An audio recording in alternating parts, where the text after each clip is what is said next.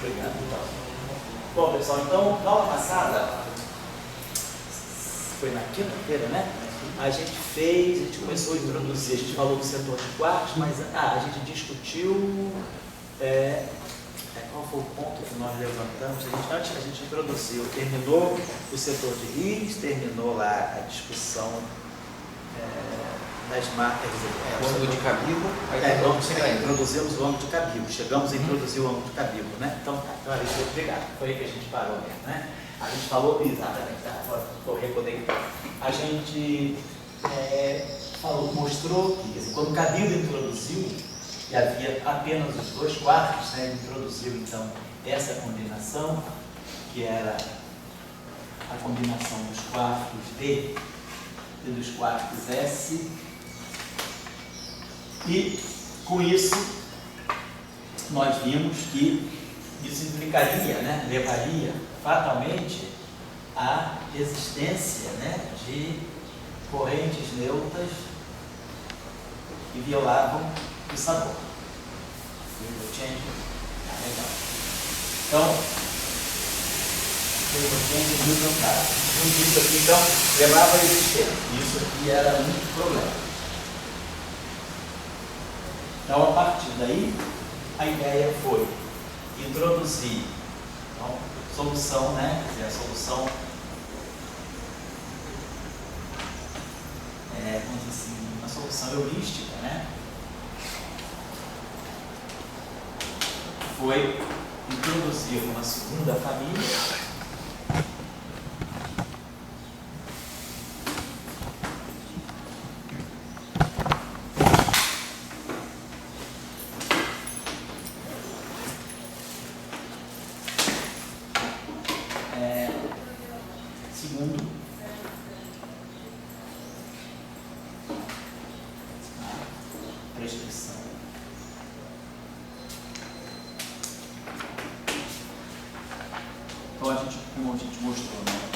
Então a gente introduzia quarto U como quarto detil, e aí aqui introduzia um novo quarto, que a gente deixou assim suspenso, qual era, mas como quarto S-til, onde esse quarto S-til é então a combinação ortogonal a essa aí, né?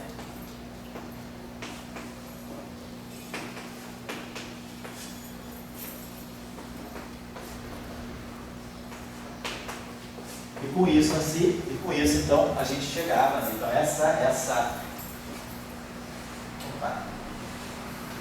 essa prescrição, então, eliminava a corrente neutra com violação do sabor.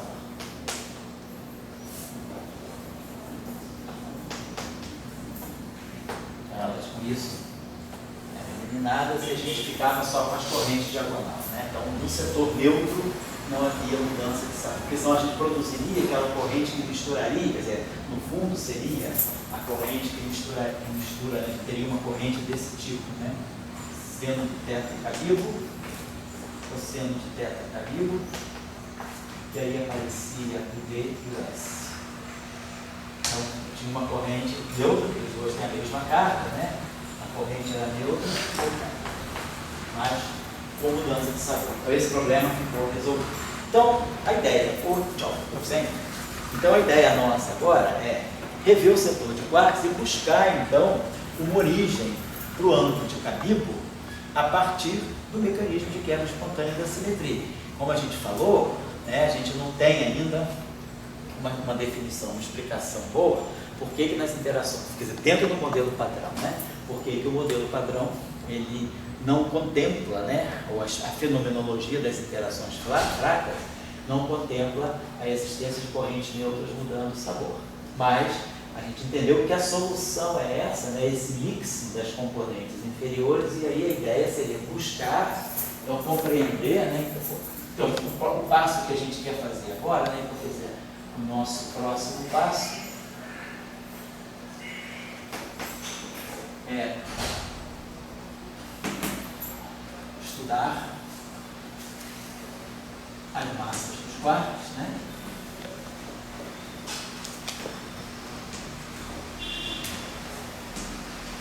E buscar de compreensão.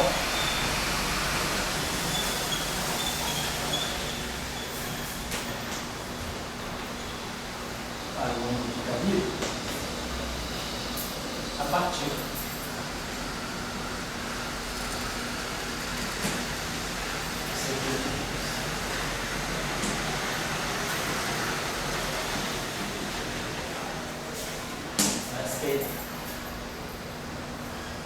então nós não vamos partir da existência do ângulo de Cabib, nós vamos partir do fato de que o ângulo de Cabib deve ser gerado. Então a nossa ideia vai ser, vamos trabalhar, então vamos considerar, vamos deixar o número de gerações arbitrárias. Até comentei com vocês, né, que o trabalho de 73 do Kobayashi Pascal era mostrar que eu precisaria de uma geração a mais, porque com 2 gerações, né, nós não conseguimos ter a violação de CP.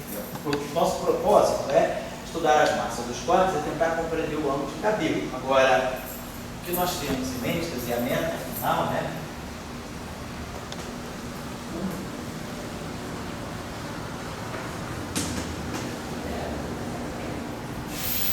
compreender que são necessárias pelo menos 3 gerações de partes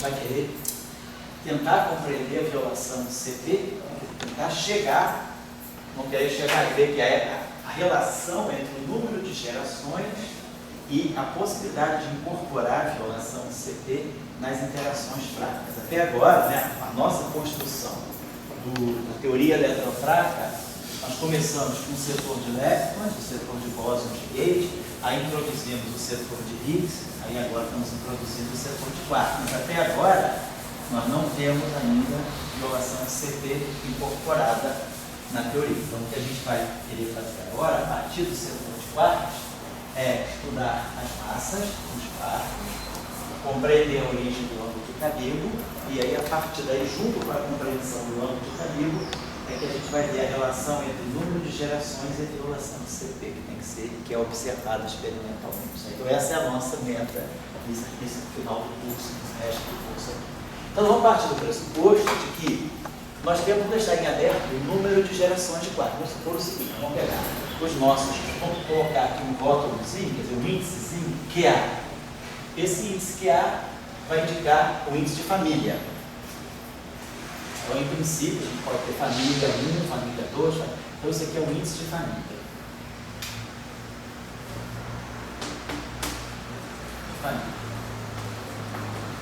Quantas famílias a gente tem? Está em aberto, vamos colocar assim, né? Então, agora, para poder, como as famílias elas têm quark U, quark D, quark C, essa nomenclatura é muito diferenciada, para cada família tem um rótulo diferente para o quark.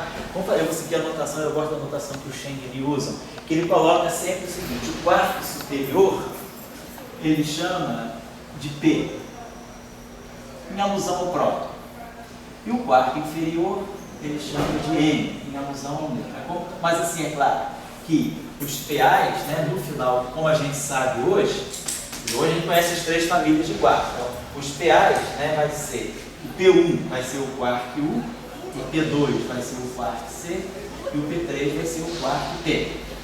E os quarks inferiores, que são os quarks com todos esses quarks aqui, tem carga eletromagnética mais 2/3.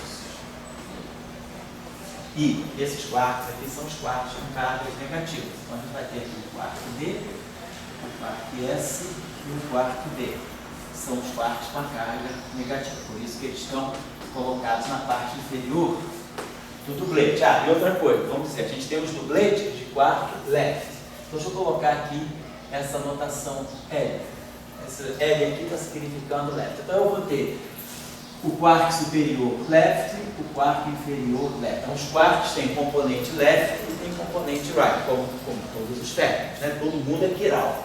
E aí, separadamente, nós vamos ter aqui os dubletes, né? Então nós temos o dublete, ou seja, os dubletes, perdão.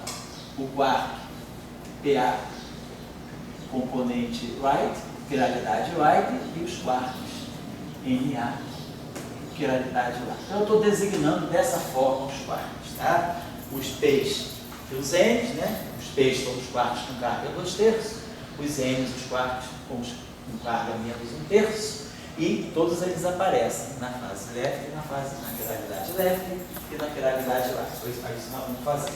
Na aula passada, né? Vamos botar agora. Então,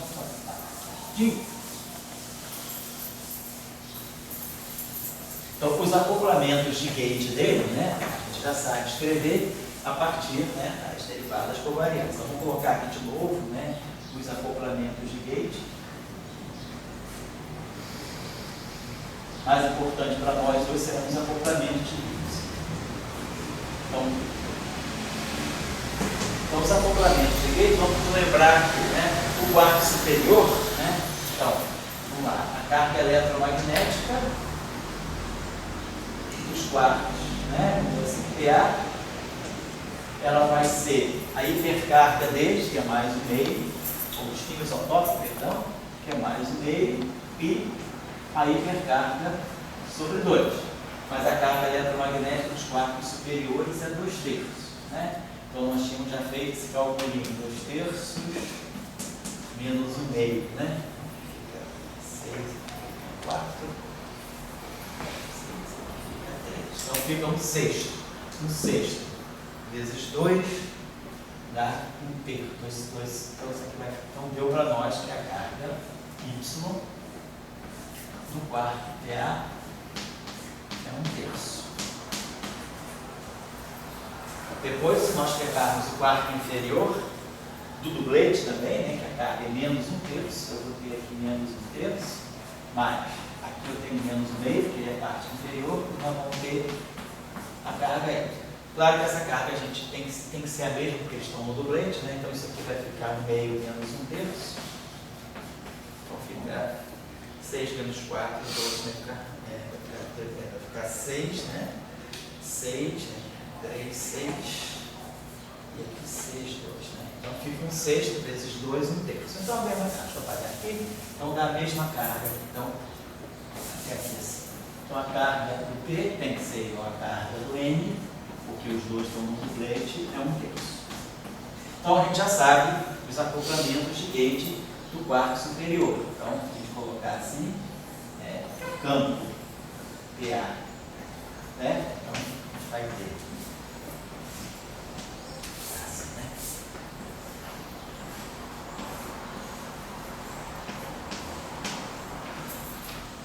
Então olha o dublete de SO2.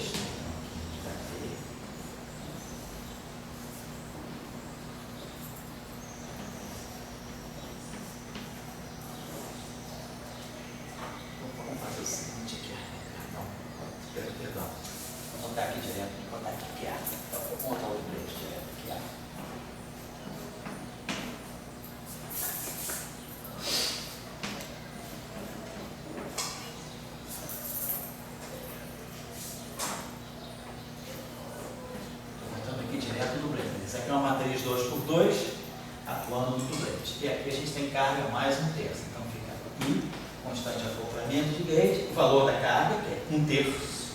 Então, bota isso sobre 3 aqui. O campo de gate 1 e o dublete de quartos leve. Então, tá. Na aula passada a gente tinha até visto, né? Daí tira as correntes carregadas, né? Misturando quarto superior com quarto inferior. Vamos botar daqui a pouquinho essa estrutura aqui. E vamos pegar agora derivada covariante, aí sim, esses daqui são singletos. Então, a derivada covariante do quarto P right. Então, isso aqui vai ser I e right. Agora, nós não temos, ele é um singlet do grupo SO2, então esse termo aqui é zero, e ele vai ter direto a carga dele. Então, o quarto P, e a carga eletromagnética dele é 2/3, mas aqui é zero, ele é singlet de isospin, e tem a hipercarga. Então, isso aqui dá um 4/3. Então, aqui vai aparecer 4/3, que vem da carga dele, e a interação 1.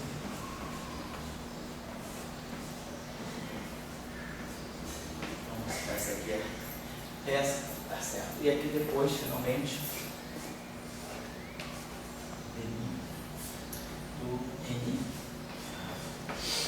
right.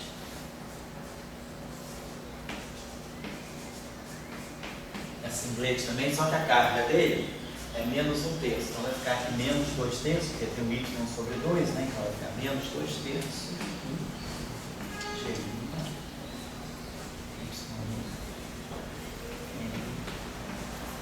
Right. Então essas são as derivadas covariantes, né? Então esse cara aqui, ele se acopla só com y. Então ele vai ter só, a gente quiser, a derivada covariante dele vai dar só corrente neutra, né? Então, o único jeito da gente tirar a corrente carregada, esse cara aqui, quer dizer, esses termos todos aqui vão se acoplar pela equação de Dirac, quer dizer, daqui, esse termo aqui, né? Ele vai dar para nós o termo de Dirac, né? Na verdade, está pensando que o que está na ação é isso aqui. É o Q, left, família A, I, gama Mi, demi, Q, left, família A. Então, esse aqui que é o dublete, vai misturar a parte superior com a parte inferior. Esse aqui é o singlet, então esse termo aqui vai dar para nós simplesmente, né, o quarto P, right, família A, da I, gama Mi, demi, P, right. Então esse termo aqui é completamente diagonal.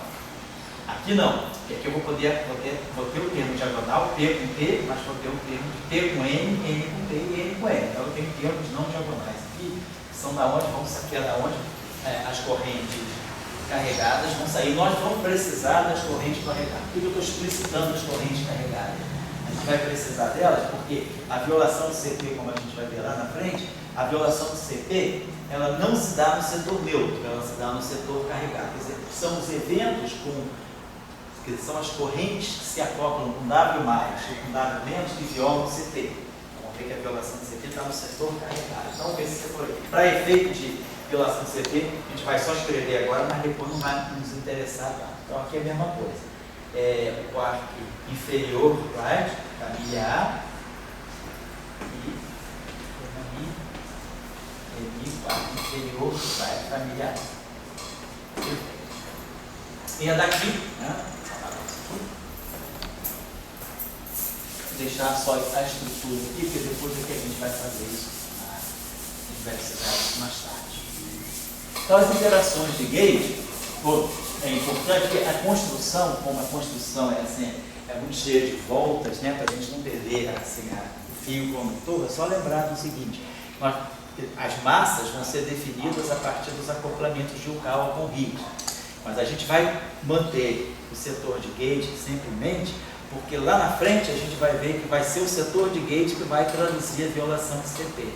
Apesar da origem da violação do CP estar no setor de Higgs, na hora da detecção, a violação do CP ela não sai nos acoplamentos de Yukawa, ela vai sair nos acoplamentos com as correntes carregadas. Então, deixa os bósons carregados. Vamos só estruturar aqui esse pedacinho aqui, é só tirar a parte dele que nos interessa.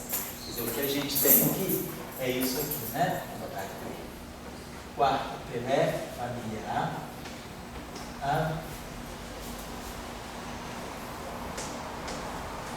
Aqui a gente tem I, gama Mi.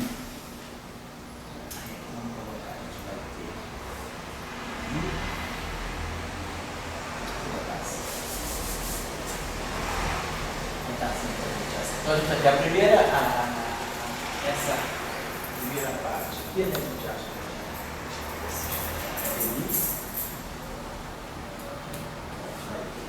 então depois eu boto assim, PAP. Aí aqui a gente tem mais I, G, B, vou botar aqui G sobre 2, BMA sigma A. Então a gente já tinha aqui o meu BM3, menos BM3.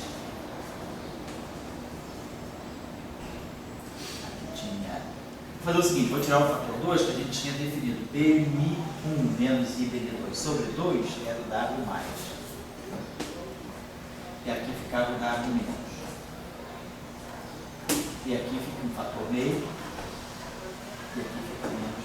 Então eu só incorporei o fator 2 aqui para poder definir esse objeto como a gente tinha feito. Então isso aqui está atuando em cima do PN. E depois o termo vai ter.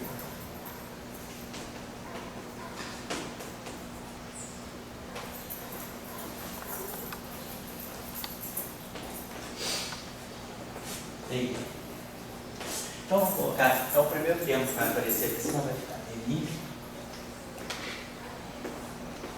left familiar. Aí aqui vai ficar mais IG, o BN3 vai ficar IG sobre 2, I sobre 2, é BN3. E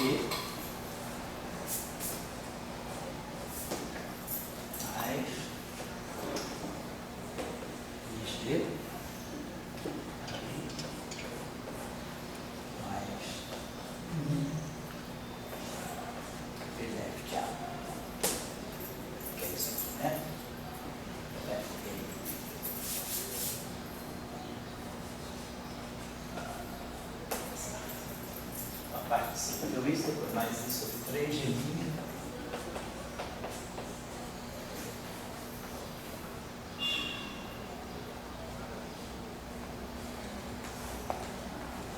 Então esse é o primeiro membro do dublete. Então é esse dublete e aqui esse dublete. A segunda componente, a componente inferior então é DI MLK mais IG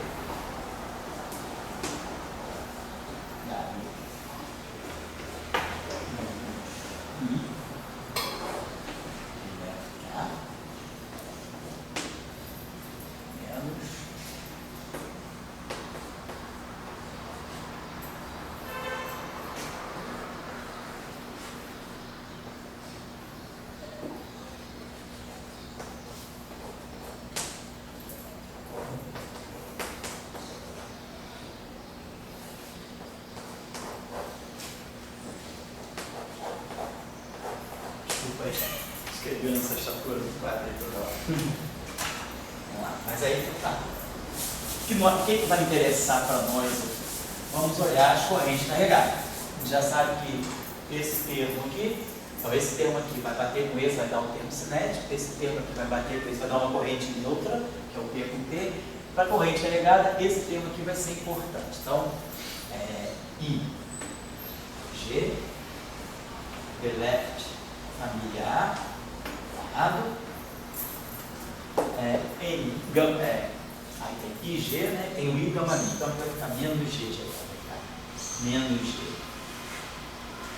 Aí aqui tem o gama mi, aí aqui tem o M, left família A,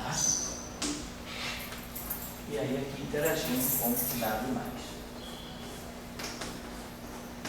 Então a gente está vendo que esse cara aqui tem carga mais, esse cara aqui tem carga 2 terços, então o barrado dele tem carga menos 2 terços, menos 2 terços, com menos 1 terço, carga menos 1. Então essa corrente aqui é a corrente com carga menos 1. E aqui é o bóson com carga mais. Essa construção aqui é neutra do ponto de vista da corrente da carga eletromagnética. É o termo certo. Depois, claro, eu não vou precisar escrever o outro termo, porque o termo que vai aparecer aqui é o conjugado complexo desse. Mais o conjugado complexo desse. Mas o que a gente está querendo colocar aqui é a estrutura, né, da corrente. Isso aqui é a nossa corrente Jmi. J mais Mi. Então vou colocar aqui, vou botar esse índice W para indicar que está acoplado com W, que é a corrente fraca. Tá? Então, essa aqui é a corrente com carga, menos. E aí aqui vai aparecer a corrente com carga mais. J mais fraca, Mi. E é aqui que nós vamos encontrar a discussão. É aqui mais tarde, é aqui que vai aparecer a violação de setor. Tá? Mais à frente, né?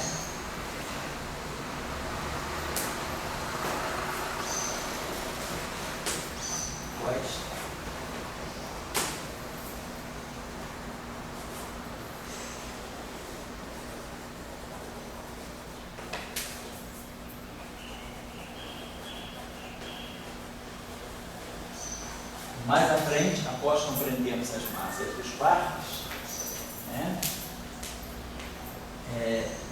nestes acoplamentos,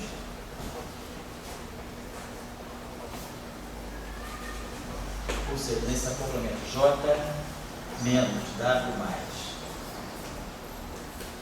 e J mais W menos, aparecerá, quer dizer, assim, aparecerá, entrará, ou entrará, vamos dizer, ocorrerá, tá? Violação de setor. Então, observe que as correntes de gate, elas são diagonais, nas famílias. Eu não misturo família A com família B. Eu misturo, sim, o quarto de uma carga com o quarto de outra. Mas é bom observar que a estrutura das correntes de gate, quer dizer, a interação de gate, ela não mexe no sabor. Ela não mexe na família. Vou dar essa observação aqui.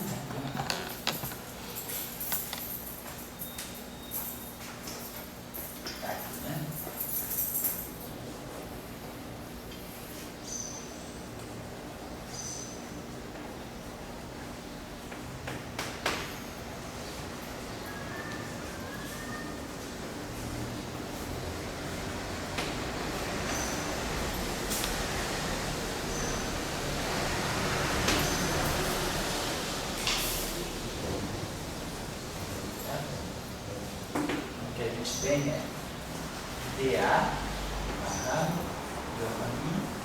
NA. É importante observar que é o A com o A.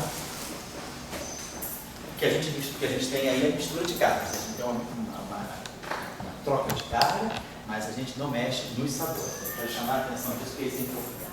Então essas são as interações de gate do setor de quarto. Daí tudo bem, todo mundo é sem massa, todo mundo quiral. Então, a gente já entendeu, quando a gente estudou o setor de quartos, né, de elétrons, perdão, que as massas dos elétrons carregados, elas vinham justamente do mecanismo de Higgs, do acoplamento com o Higgs, aí o Higgs adquiria uma configuração não trivial de mínima energia, e daí saíam as massas proporcionais às constantes de acoplamento de um campo. Vamos agora tentar repetir o procedimento do setor de quarto. Então, basicamente, o que a gente sabe lá é que eu tenho no setor left, eu preciso colocar o setor left com um dublete de quartos e aqui colocar o quarto right. Esse é o protótipo, né? Essa é a massa de Dirac, quer dizer, é a forma, né? Quer dizer, vamos colocar assim, o padrão de massa de Dirac, né? É o padrão massa de Dirac.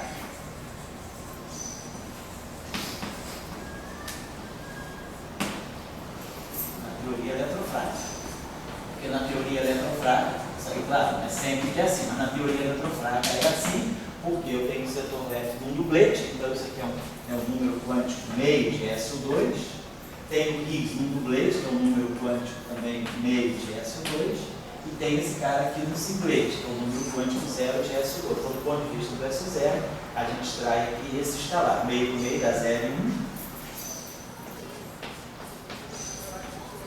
Mas essa formação aqui é justamente a formação zero. Então, o 1 sai fora e aqui, então, é invariante SO2. Isso aqui é invariante SO2. Depois nós tínhamos visto que isso aqui é invariante 1, né? Porque, no caso, vou pegar aqui o bolo, vamos lembrar só da carga hipercarga do quarto do Higgs, né? Para o Higgs superior, a gente viu que o Higgs superior tinha carga mais, né? Então, o Higgs inferior tem carga eletromagnética 0. Então, aqui é menos meio. Então, mais Y sobre 12. Então, o Y é 1. Né? Acho que era isso mesmo. No caso do cara superior, que é carga mais 1, isso aqui é meio contrário. Então, a carga Y, no bóson Higgs, é 1.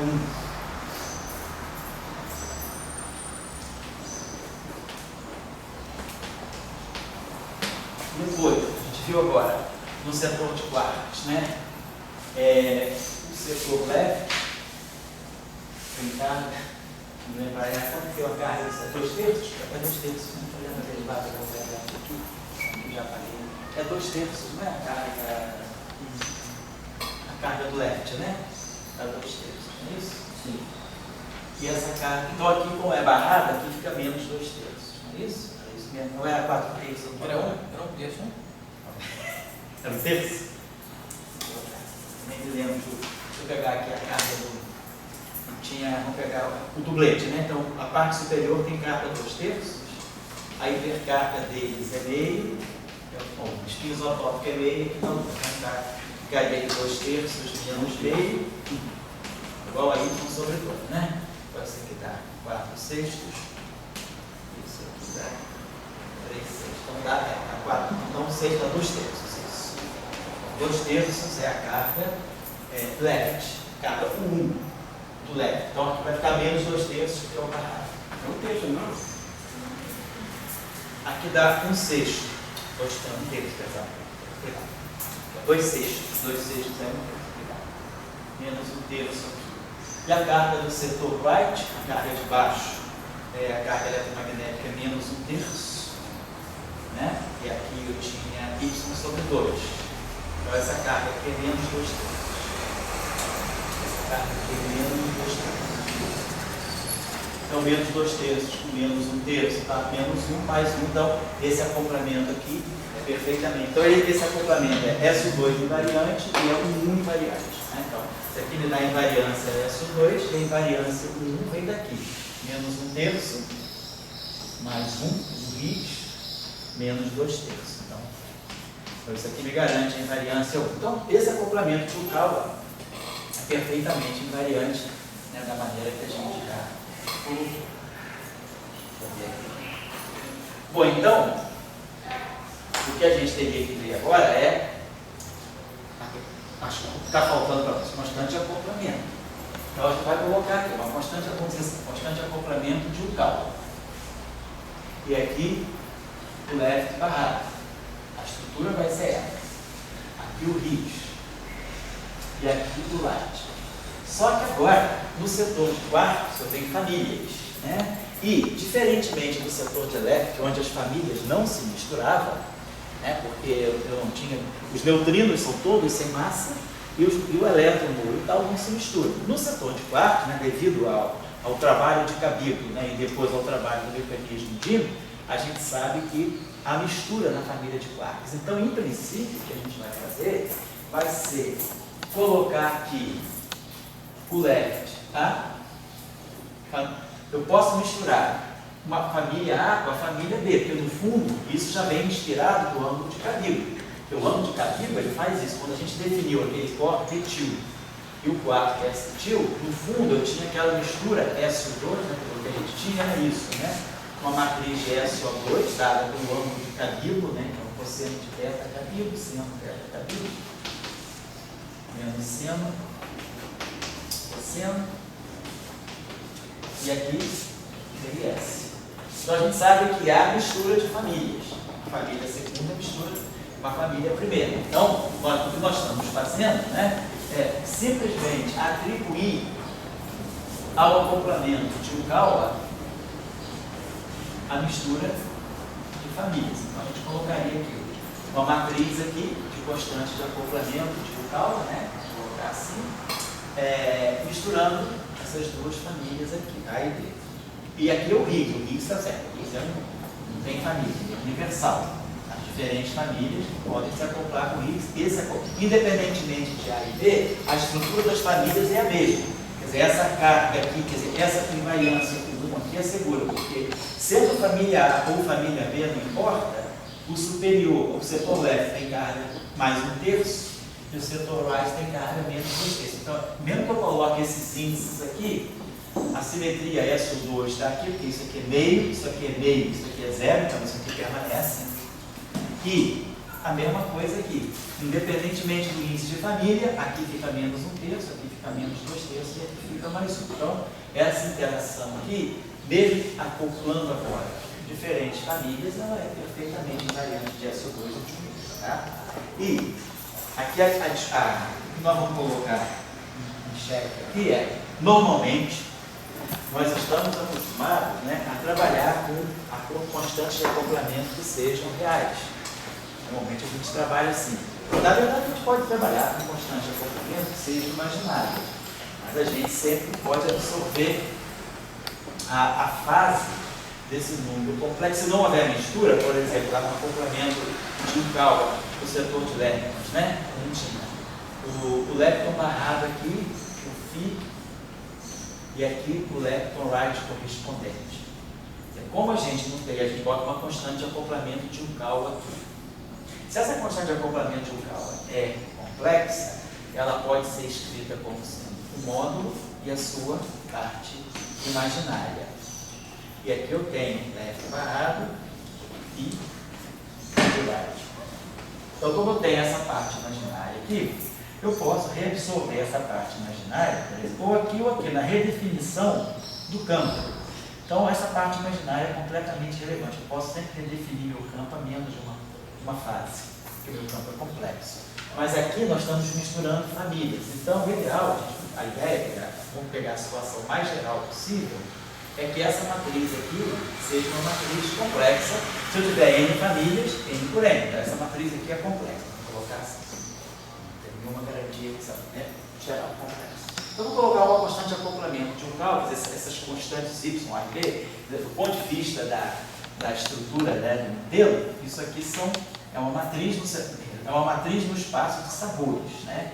Não é uma matriz no espaço SO2, nem é uma matriz no espaço escritorial, mas é uma matriz no espaço de sabores. Ela vai acoplar sabor A com sabor B. Se houver N flavors, então eu tenho uma matriz N por N aqui complexa. Então eu tenho essa estrutura de constantes de Yukawa, né? Quer dizer, as constantes de Yukawa, vou colocar aqui, né?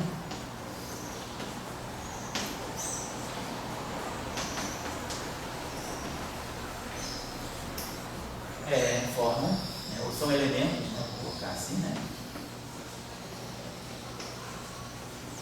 Uma matriz complexa no espaço sabores. Vou colocar assim.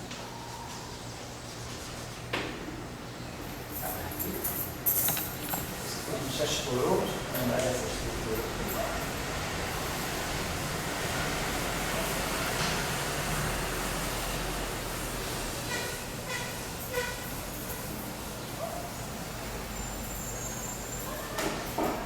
Se quiser também, a gente, essa estrutura assim, que a gente pode também colocar em forma matricial, aqui está misturando P com N, mas a gente poderia pensar também o seguinte, né? Se quiser, a gente pode manter aqui aquela notação, escrever isso aqui desse modo, condensar essas duas correntes aqui, menos G, aqui eu posso colocar o quarto left já barrado, aqui nós colocamos a matriz de Amami. Aqui a gente pode pegar aquela matriz, se a gente pegar aquela matriz sigma mais, né, se a gente definir aquelas matrizes no espaço das matrizes de Paulo, sigma mais é sigma x, menos, mais i sigma y, por exemplo, né? Então isso aqui vai ficar 0, vai ficar 0, 1, 0, 0. É 1,5, né? E a matriz sigma menos, posso até definir uma matriz sigma mais assim, vamos definir esse nome, sobre o então esse meio sabe. E se nós definirmos uma matriz sigma menos, como sigma x, menos i sigma y, sobre 2, fica 0, 0, 1. Bom, se nós colocarmos aqui essa matriz sigma mais, e aqui vamos colocar o que é. Isso aqui é a interação de gauge, né? Só para lembrar aqui, a gente pode botar isso de uma forma mais condensada, se a gente quiser. Porque essa matriz sigma mais, quando ela bater nesse doublet, ela vai pescar a componente inferior, vai pescar o N. Então, esse acoplamento aqui pode ser escrito desse modo. E se eu somar o conjugado complexo, somar o conjugado hermitiano dele, o conjugado hermitiano dessa matriz é essa aqui. Então, quando eu somo o conjugado hermitiano, automaticamente eu gero a outra corrente. Então, só colocando isso, porque às vezes pode aparecer em alguns artigos, ao invés de escrever a corrente explicitamente em função do P e do N, se escreve sempre em função dos doubletes, mas aí essa matriz sigma mais, ela marca que a matriz sigma mais está se acoplando com W mais e a matriz sigma menos se acopla com W. Só é uma questão só de rotação, só para na hora que eu olhar isso aí, mas é toda a estrutura certa. Então eu posso apagar isso aqui. Vamos olhar então agora a discussão do Higgs, né? Nós já sabemos que o Higgs então realizou a transição de fase. Deixa eu apagar isso aqui. Ele já realizou a transição de fase, porque nós estamos trabalhando na situação em que a configuração de mínima energia do Higgs já foi escolhida. Nós já decidimos, né, que para efeito da discussão do espectro e da fenomenologia, a gente escolhe trabalhar no gauge unitário. A gente já bateu o gauge unitário, que é o gauge RMC. Vamos trabalhar no gauge unitário. Então, para nós, no gauge unitário, né, o campo de Higgs ele adquire essa forma, né, que é a componente superior, que fica intocada, e a componente inferior, nós temos visto que a gente pode escrevê-la desse modo. Aliás, é certo? A escolha do gauge unitário. 0 e aqui mais H. Então a escolha do gauge, vamos colocar aqui o Higgs, vamos colocar assim, o gauge unitário. Então o gauge unitário é essa expressão do Higgs. Então a gente vai colocar o Higgs aqui. Claro que ao colocar isso aqui, então a gente vai ter o seguinte, vai ter a seguinte estrutura, vamos ter aqui a constante acoplamento de Yukawa, então aqui nós temos o doublete, então, P-left A, barrado, N-left A, barrado, o Higgs, né, 0, E mais H, e aqui, B, left B, e N, left B. O right. Então aqui vai ter o, vamos dizer assim, esse carinha aqui, né? O right. Vamos botar aqui o P-left, right. Tá. Então, nesse caso aqui, nós estamos observando o seguinte: esse cara aqui dá 0 e esse cara aqui está dando o que a gente quer. Eu preciso formar uma massa. Então, claro, esse termo aqui é acoplamento. Do ponto de vista, esse termo aqui vai ser cúbico nos campos, porque aqui eu tenho algo que é campo, aqui eu tenho campo e aqui eu tenho campo. Então, esse termo aqui é cúbico, ele vai dar interação. Nós estamos interessados só no espectro, só na massa. Então, eu estou eliminando esse H, porque eu não estou interessado na interação. Oi? PLL. Oi? LL, né? Estou errado. É right. É claro, eu não botei aqui o outro, né? Mas eu vou também ter que formar isso aqui depois. Tá bom, então isso aqui ficou assim. Então, uma dúvida. Pode falar. Quando você calculou antes a hipercarga do PR, você encontrou 4 terços. Do PR? Você colocou menos 2 terços ali? Deixa eu ver aqui, só para ver aqui, eu não tenho ferrado, deixa eu ver onde é que eu errei. O quarto é o P. O quarto, deixa eu apagar aqui. Posso chamar a atenção, quando a gente foi estudar, colocou esse, vamos dizer, a gente está colocando o acoplamento. Left, então eu tenho que pegar aqui. Aqui é um doublete, então eu tenho duas possibilidades. Deixa eu apagar isso. Vamos colocar a coisa. Obrigado. Então vamos fazer uma correção aí, que deve ter erro ajuste. Vamos fazer o seguinte. Nós temos aqui, vamos colocar em geral, quarto. Aqui é o doublete, left, isso. Familiar. Vamos imaginar que a gente tem a constante de Gauss, que mistura. Aí temos aqui o Higgs, tá certo. E aqui vamos colocar o P right. A gente agora, o singlete, quer dizer, aqui é um duplete, mas aqui é singlete. Eu posso colocar ou P ou R, ou P ou N. Vamos colocar aqui, então, digamos que eu coloco o P right, família B. Então, poderia colocar o outro singlete, porque de qualquer maneira, isso aqui vai ser sempre um termo de massa. Isso aqui é um quarto barrado, isso aqui é o X, está certo. E esse aqui, vamos ver se, voltar aqui ao nosso, as nossas, do ponto de vista do S2 está tudo ok. Isso aqui é duplete, isso aqui é duplete, isso aqui é singlete. Então não tem problema nenhum. Vamos voltar aqui as cargas 1, que você chamou a atenção. Então, o meu duplete, ele tem carga, como a gente falou, a carga é 2 terços, né? É 1 terço. Então essa carga aqui realmente é menos 1 terço. O Higgs tem carga 1. Então é quem que eu vou colocar aqui? O quark P tem carga 2 terços. Então, o right, a hipercarga dele é 0. Então aqui eu vou colocar o Y sobre ele. De fato, você tem razão. Então, a hipercarga do P, right, independentemente da família, é 4 terços. Agora, o outro quark, que é o N right, ele tem carga menos 1 terço. Então, isso aqui esse cara aqui tem carga menos 2 terços.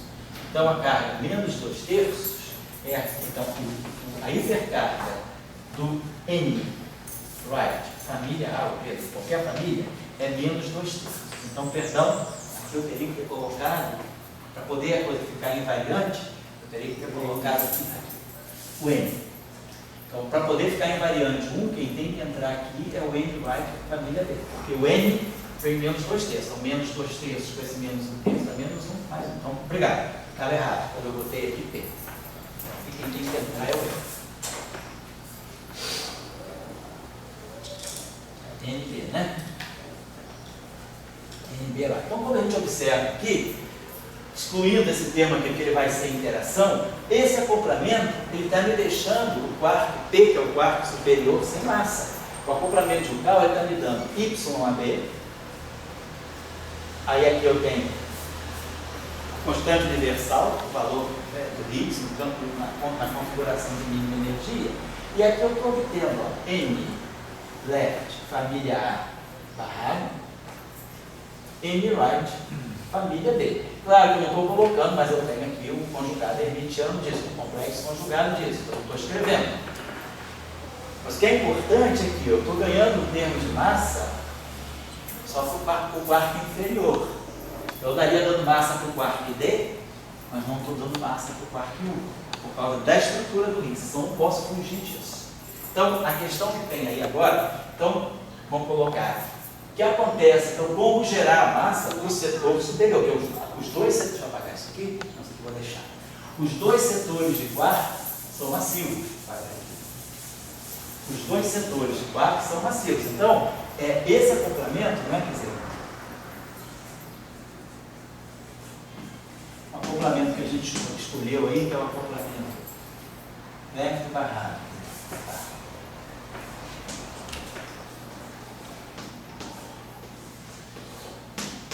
E aqui ficou bem right,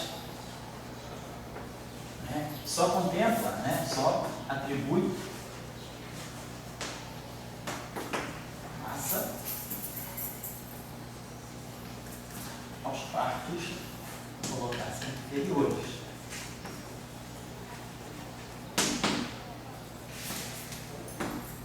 Então, como gerar as massas dos pés, né?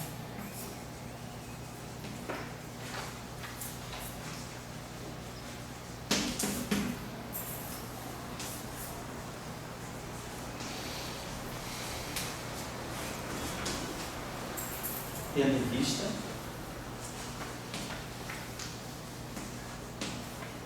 a forma do campo de Higgs, né? A forma do duplete de Higgs.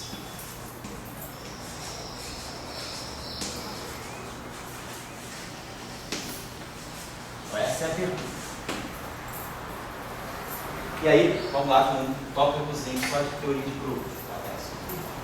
Então, aqui eu vou botar isso aqui para não esquecer. Isso aqui.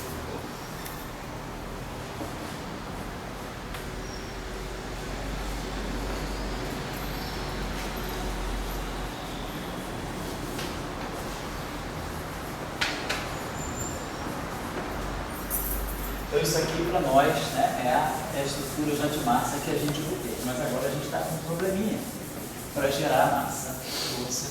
Por que eu não estou... Se eu botasse o riso de cabeça para baixo, se o V aparecesse em cima, eu não ia ter problema, né? Se o V estivesse na parte de cima, justamente eu ia ligar o P com o P. Mas vamos ver o que está acontecendo. Nós temos o HIT, está na representação meio de SO2.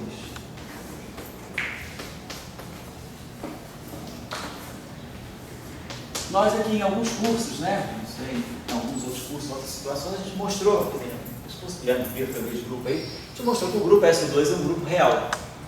E que todas as representações de SO2 são equivalentes ao seu conjugado complexo. O que significa, né? Só para lembrar, o que significa? Se eu tenho um grupo, né? Vamos dizer, eu tenho um grupo G, que eu esteja trabalhando com uma representação R desse grupo G. Então isso significa que nessa representação R tem um certo vetor, que a ação do grupo sobre esse vetor nessa representação é dada por essa matriz RV. É a matriz que representa um grupo, né, nesse espaço vetorial. Vamos dizer que essa matriz possa ser escrita sob a forma exponencial para um grupo de DI. Então aqui nós temos os parâmetros do grupo, parâmetros GA, geradores GA e aqui a coluna V. Então isso é a minha representação. O que é a representação conjugado complexo? É a representação onde eu vou tirar o conjugado complexo, não o hermitiano conjugado. Lembrando que essa representação aqui é uma representação unitária, portanto, os geradores são hermitianos. Então, estou trabalhando numa representação unitária onde os geradores são hermitianos. E eu vou tirar o complexo conjugado dessa representação. Não o conjugado hermitiano, não tem transposição envolvida. Eu só vou conjugar complexo elemento a elemento. Então, isso aqui vai ficar a matriz conjugada, vetor conjugado. Então, isso aqui vai ficar menos I, ômega, os parâmetros são reais, as matrizes conjugado complexo e aqui P está. Só que se as matrizes são hermitianas, o conjugado complexo é igual ao transposto. As matrizes são hermitianas. Então eu posso transferir esse sinal menos para cá. E aí a gente pode dizer o seguinte, que na representação complexo conjugada R, os geradores, né? Se os geradores, na representação R, nós temos geradores GA. Na representação complexo conjugada, nós temos geradores menos GA transposto. A representação dos geradores é uma outra. E o que significa uma representação ser real? Ou seja, uma representação ser equivalente ao seu complexo conjugado. Se por acaso existir uma matriz tal que, imagina que eu tenho uma matriz S, tal que S aplicada a qualquer desses GA transpostos, e aqui eu tiver um S menos 1, isso aqui me dá GA. Não estou dizendo que isso aqui acontece assim. Estou me perguntando, será que é possível? Será que existe uma única matriz que seja não trivial, e que para cada gerador GA satisfaça essa relação? Se isso acontece, o que significa isso? Se isso acontece, significa que nós podemos multiplicar, multiplicamos essa relação à esquerda por S. Então, multiplicamos aqui por S, exponencial, esqueceu o inicial, menos G transposto, V estar. Mas é o que eu posso fazer, eu boto um S menos 1 e um S aqui. Então, eu estou partindo do pressuposto que se existe uma matriz que faça esse trabalho, vamos supor que sim. Se isso acontece, então, isso aqui está me dizendo que S, isso aqui, né? A gente sabe que a gente pode, como essa matriz aqui tem invertida, S menos 1, nós sabemos que uma matriz S exponencial de uma matriz M desses S menos 1, isso aqui é a mesma coisa que exponencial de S, M, S menos 1. Só expandir exponencial em série que a gente vê que isso acontece. Então, isso significa que eu posso trazer essas duas matrizes para cá. Se eu trago essas duas matrizes para cima, então S menos GA transposto, S menos 1 é GA. Então, fazendo isso, essa matriz aqui sai, essa matriz aqui sai, e aqui em cima fica a própria matriz G. Então, se houver uma matriz que faz esse trabalho para nós estamos mostrando que esse vetor S, V estar, se transforma com a mesma matriz que o vetor V. Ou seja, se existe essa matriz, nós estamos dizendo que esse objeto aqui, que essa representação aqui é real. Isso significa que o vetor V e o vetor SV estar têm a mesma lei de transformação. Ou seja, essa representação é equivalente a essa. Então, nós dizemos que uma representação é real ou equivalente à sua complexa conjugada se existir uma matriz S diferente da idêntica, uma matriz não trivial que faça esse trabalho para nós. Então, isso acontece, pode acontecer para qualquer grupo SUN. Então, se a gente vai especialmente para o grupo SU2 e pega a representação bidimensional, na representação, se a gente agora, se o nosso G é o SU2, e se a nossa representação R é a representação meio, então isso significa que eu vou procurar matrizes S que satisfaçam essa relação. S. Os geradores de S, a gente sabe, então, nessa representação, os geradores de SU2 são as matrizes de Pauli sobre 2.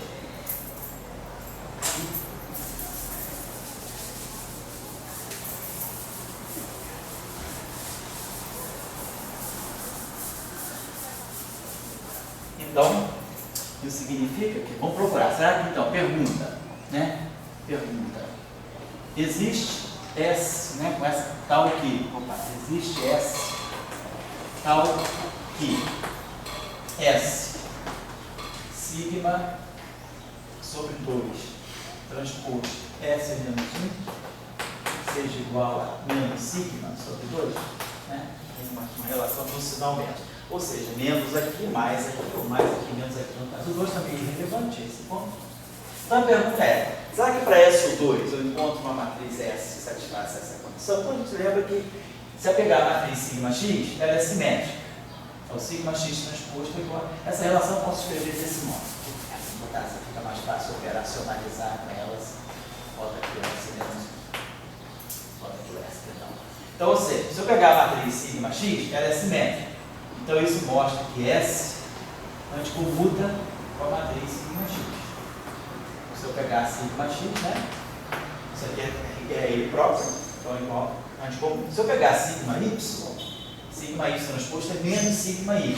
Então eu tenho que S comuta com sigma y. A segunda matriz de Pauli. E se eu pegar a terceira matriz de Pauli, que é o sigma z, que é simétrica também, vai acontecer essa anticomutação por causa do sinal menos. Então eu tenho que procurar uma matriz que seja anticomutante no sigma x, anticomutante no sigma z e comutante no sigma y. Então, claro que a solução mais óbvia seria o próprio sigma y, né? Ou se eu quiser, posso tornar essa matriz real, se a matriz aqui é Schmittiana, né? Posso pegar essa matriz, posso pegar essa matriz S, por exemplo, igual a I sigma y. Que aí fica aquela matriz epsilon, né? Que é 0, 1, menos 1. Então, se nós pegarmos essa matriz aqui, ela faz esse trabalho para nós. Então, isso significa que, se eu pegar um objeto que é dublete de SU2, se eu pegar um objeto que seja dublete de SU2, é um psi, né? Seja se eu pegar um psi nessa representação, que seja psi1, psi2, então eu sei, aqui, se nós estamos na representação dublete de SU2, então eu sei que esse objeto se transforma assim. Psi' vai ser a transformação de SU2, os parâmetros aqui, os parâmetros de SU2, geradores de SU2, atuando em cima do psi. Mas agora, o que nós entendemos é que se eu pegar um objeto, se eu pegar S psi, que é psi2, S psi está, nós pegamos esse objeto, S psi está, que é psi2 está, menos psi1 está. Esse objeto aqui, que eu vou chamar de aqui, eles transformam na mesma representação, transformam da mesma forma. Que linha vai ser exponencial de ômega sigma sobre 2. Por quê? Porque essa representação é real. Então, essa matriz que faz a transformação, a equivalência das duas representações atuando nesse vetor, que é esse ali, né? Esse objeto se transforma a mesma transformação que SO2 fez. Então, isso está acontecendo. Então, a representação meio é real. Então, isso significa o seguinte: vamos pegar o Higgs. No nosso caso, aqui no modelo SO2, quem é o nosso Higgs? O nosso Higgs está aqui. Ele é no gauge unitário. Ele é 0, V mais H. Isso independente do gauge. Eu posso até colocar o Higgs completo, se a gente quiser. Posso colocar o Higgs antigo, Φ mais e 0. Então, eu coloco o Higgs assim. Então, se eu pegar essa combinação S, Φ estar, então isso aqui vai ser 0. Então, opa, pera, então vamos dizer o seguinte: eu sei que o meu Higgs se transforma assim. Então, segundo lá o nosso início da construção do modelo, quando a gente introduziu esse Higgs no dublete na representação B de SO2, significava que a transformação SO2 dele era essa aqui. A representação de dimensão 2, né? E aqui vai aparecer o próprio φ. O que nós estamos dizendo agora é que se eu pegar esse objeto 0, 1, menos 1, 0, atuando em φ mais estar, Φ0 estar, isso aqui para mim é, que eu vou chamar, vamos chamar isso aqui de Φc. Como se fosse uma espécie de um conjugado de carga. Por quê? Porque eu estou pegando os complexos conjugados, eu estou mudando a carga de cada um. Então isso aqui vai me dar Φ0 estar, Φ mais estar. Claro que se eu estiver trabalhando no gauge unitário, onde o Φ mais é 0, especialmente no gauge unitário, o Φ mais é 0. No gauge unitário, isso aqui é 0. E aqui eu tenho isso aqui, o 0 aqui. Agora, esse objeto aqui, como ele está envolvendo Φ estar, quer dizer, nós estamos trabalhando, o nosso Φc está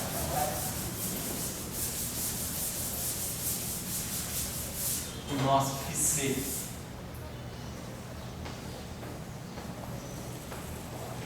é S estar. Então, esse objeto tem a mesma transformação de SO2, está no dublete de SO2. Porém, ele muda a carga do 1 dele. A carga do Y é mais 1.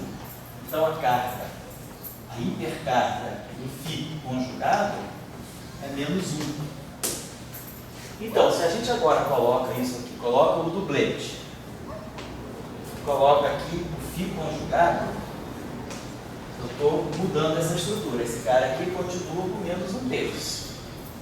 Então, a hipercarga do L barrado é menos 1/3. A hipercarga desse Φ agora é menos 1. Então, aqui eu tenho menos 4/3. Então, eu posso colocar aqui, tranquilamente, o P right. Por quê? Porque esse aqui tem carga 4/3. Então, essa interação é invariante de gauge. Invariante SO2, porque isso aqui continua no dublete, isso é dublete, isso é dublete, isso é simplete, então não destruir a simetria SO2 e reconstituir a simetria 1, colocando aqui o Φc. Então, esse acoplamento aqui é completamente invariante. Eu não alterei, não alterei a estrutura do Higgs. Basicamente, eu continuo com o V e o H, só que no andar de cima, em vez de ficar no andar de baixo. Então, vamos colocar isso aqui, desse acoplamento, então, deixa eu falar aqui.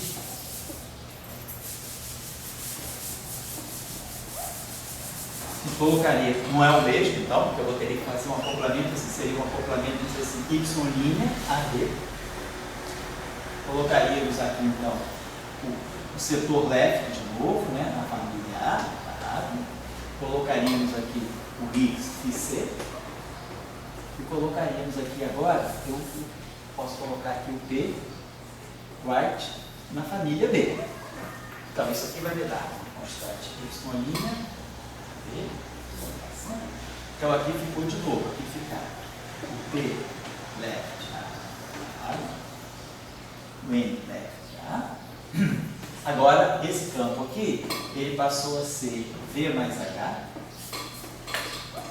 porque o Φ0 é real. No gauge unitário, Φ0 é V mais H. Esse campo aqui é real. nós eliminamos aquela parte imaginária quando a gente foi para o gauge unitário. Então aqui não tem que botar estar em lugar nenhum, isso aqui é real, isso aqui é real. Mas aqui é zero.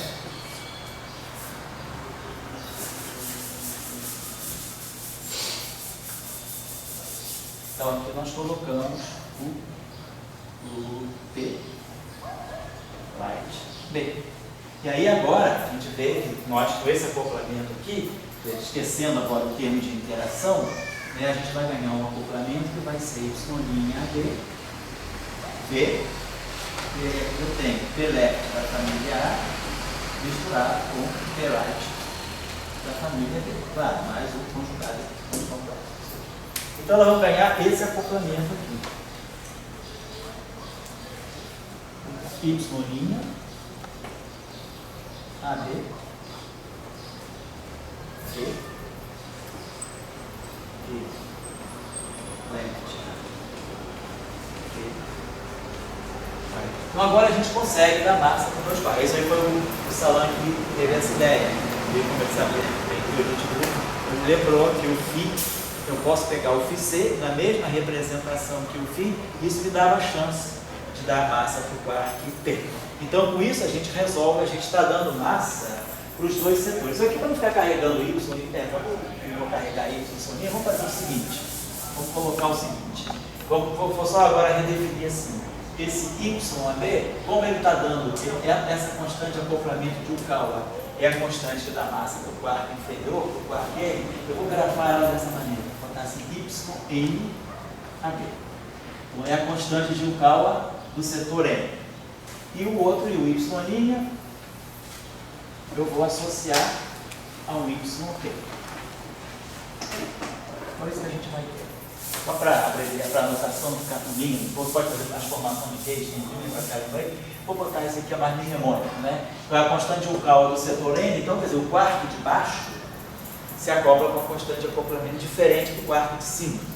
Tá? Apesar, né, dos dois quarks estarem em duplete, como o campo de Higgs já quebrou a simetria, e nós estamos no gauge unitário, né, nós não estamos vendo a simetria SO2, então nós podemos jogar com essas duas constantes de acoplamento diferentes. Então, nós chegamos a essa conclusão aqui, vamos colocar assim. Nós temos, então, as massas leptônicas estão geradas, todas as massas de gauge estão geradas, então, quer dizer, as massas dos quarks, né? Então, nós temos duas matrizes, vamos colocar assim, duas matrizes de massa complexas para os quarks. Setor A, né? Então vai ser o setor. Então nós vamos ter essa matriz aqui, YP, misturando os sabores A e B. Aqui está o parâmetro de massa, essa função de acoplamento aqui é adimensional, aqui está a massa. E então aqui nós vamos ter o P left A e aqui o P right P. Mais o conjugado. Então, está aqui a estrutura de massa e depois a matriz de massa para o setor F. Linha B, V, N left, tá? N right, mais o conjugado. Por que eu vou dar um intervalo? Não sei se a gente começou assim, ou 15 para as 7 eu dou um intervalo, e aí a gente vai depois até 7h40. A outra coisa agora é mais light, não é mais uma aula assim, vamos dizer, de tanta discussão física, compreensão. Agora é uma aula mais, vamos dizer assim, mecânicazinha, né? Uma aula mais de álgebra linear mesmo. O que nós temos então? Nós temos. Então nós não podemos dizer quem é que tem massa. Eu não sei que essa massa, aqui eu tenho uma matriz de massa. Então eu não sei, isso aqui não é a massa nem do quark U, quer dizer, não é a massa de ninguém, é uma matriz de massa que está acoplando, né, diferentes massas. Deixa eu botar aqui só a comparação.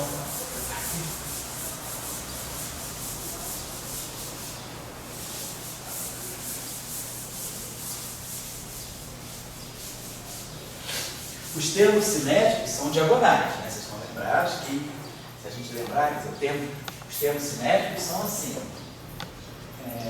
I, P, left, tá? gama mi, PI,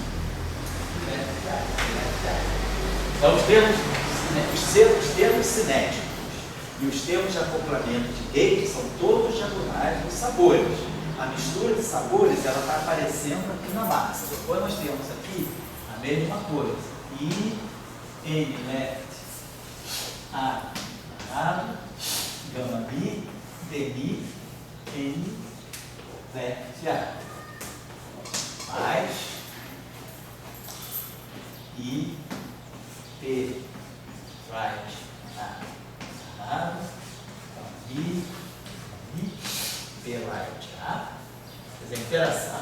A matriz gama-mi, justamente é a matriz que controla tanto o termo cinético quanto a interação de rede, ela não mistura nem as quiralidades, left com left, right com right, e também não estou misturando os sabores. Que é a mesma coisa aqui para o N. N, right, A, parado, N, D, N, right, A. Agora, se nós formos olhar as massas, eu não estou misturando N com N, não estou misturando o N com P, mas eu estou misturando aqui o seguinte, nós temos essa matriz aqui que é Y, P, AB, está misturando o P, left, agarrado, P, right. E a outra matriz que vai ser o Y do N, AB, N, left, agarrado, N, right. Mais vai, aqui mais os complexos conjugados. P, right, barrado, não vou mexer aqui. Então está aqui, mais os complexos conjugados, esses dois termos aqui. Opa. Então, essa matriz aqui, se ela não tivesse mistura aqui, seria um termo de massa legítimo para o quarto P. Porque esses dois termos aqui se juntam, né? Então, esse termo aqui se junta para dar um fermo completo, P left mais P right dá o fermo P, e eu teria um termo de massa legítimo. Só que agora as massas estão misturadas nos sabores. Então, nós já sabemos que o nosso passo seria diagonalizar as matrizes de massa. Nós temos que diagonalizar para poder ir para a base em que as massas são diagonais, porque o que a gente imagina, né, é que a gente trabalha, todas as partículas elas têm que ter uma massa bem definida. Né? As partículas elas têm carga, massa e spin bem definidos, né?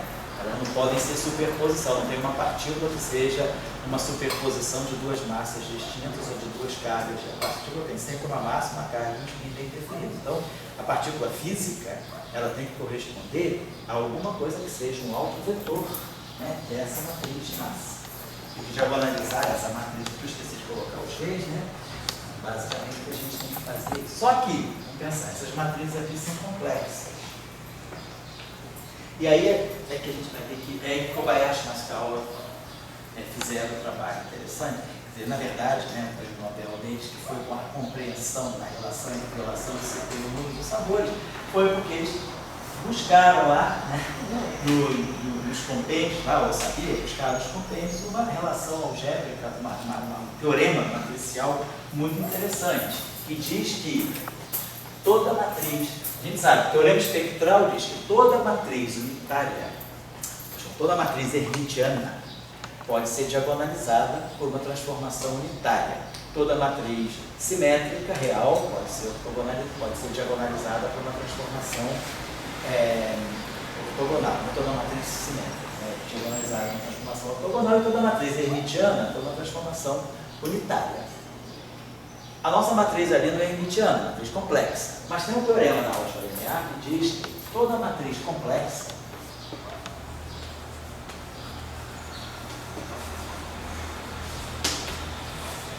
dois teoremas. Toda matriz complexa pode ser escrita como o produto de uma matriz hermitiana por uma matriz unitária. Então, pegar uma matriz complexa qualquer, a gente pode escrever essa matriz como se fosse uma matriz hermitiana vezes uma matriz unitária. Exatamente como a gente pode fazer com um número complexo. Todo número complexo pode ser escrito como sendo um número real e uma fase. Uma matriz unitária, nós sabemos, a matriz unitária, a matriz hermitiana é a generalização matricial do número real. E a matriz unitária é a generalização matricial do número da raiz. Quando a gente pega uma matriz unitária, é uma matriz unitária 1.